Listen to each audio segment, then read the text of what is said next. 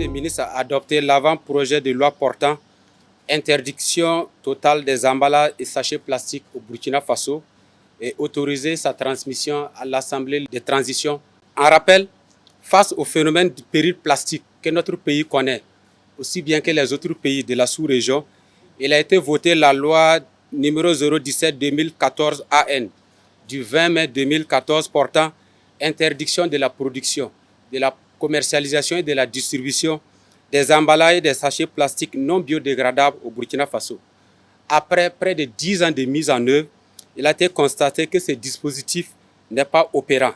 En effet, vous êtes tous témoins de la propagation des déchets plastiques dans nos villes et nos campagnes et du préjudice que cela porte à nos animaux. En rappel, 30% du cheptel meurt par ingestion des déchets plastiques et la question de la santé également est en péril. Donc il est apparu nécessaire de réviser cette loi.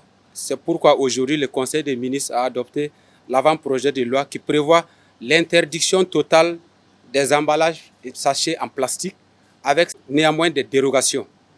L'avant-projet de loi comporte les innovations suivantes. Une interdiction générale de tous les types d'emballages et de sachets plastiques, qu'ils soient biodégradables ou non. Dans la précédente loi, on parlait de biodégradables en 6 mois.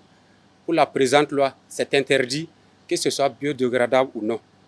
Une interdiction de tous les emballages et sachets plastiques à usage unique ou encore jetables. Certainement, certains vont demander, c'est les sachets que nous appelons généralement les sachets noirs. Voilà donc pour dire la terminologie, les sachets noirs sont interdits. Parce qu'après l'utilisation, on les jette directement, ils sont considérés comme jetables. Une hausse du quantum des peines par rapport à celles prévues par la loi en vigueur. Donc il y a des peines qui étaient prévues. Avec la nouvelle loi, on va élever le niveau pour dissuader. Il est aussi interdit le brûlage des emballages et sachets en plastique. Parce que quand vous brûlez ce type de produits, cela va générer ce que nous appelons les POPs, les polluants organiques persistants, qui vont contribuer à détériorer la santé des populations. Les dérogations prévues par l'avant-projet de loi sont pour les produits industriels directement conditionnés dans du plastique. Il s'agit de l'eau préemballée par exemple, il s'agit du lait qui sont dans des emballages en plastique. Donc ces types d'emballages sont autorisés pour conditionner les produits. Néanmoins, des dispositions sont prises pour que ces emballages qui sont autorisés, il y ait un traçage dans la gestion de ces déchets-là. Également pour la recherche et les questions de santé publique, les types d'emballages utilisés à ce niveau-là sont autorisés.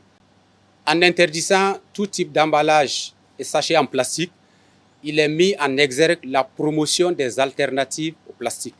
Le Conseil des ministres a instruit pour que des dispositions soient prises et des accompagnements aux acteurs pour que les alternatives soient utilisées. Ces alternatives doivent être dans des matériaux bio. Nous avons déjà des matériaux bio dans notre pays. Il y a les faceaux d'Anfani, il y a le coco d'Onda, il y a les feuilles de rognier dans la région des Cascades et bien d'autres.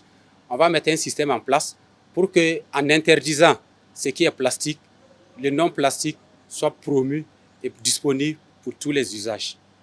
Un délai de 6 mois sera accordé à tous les acteurs pour se conformer à la présente loi dès que l'Assemblée législative de transition va la voter.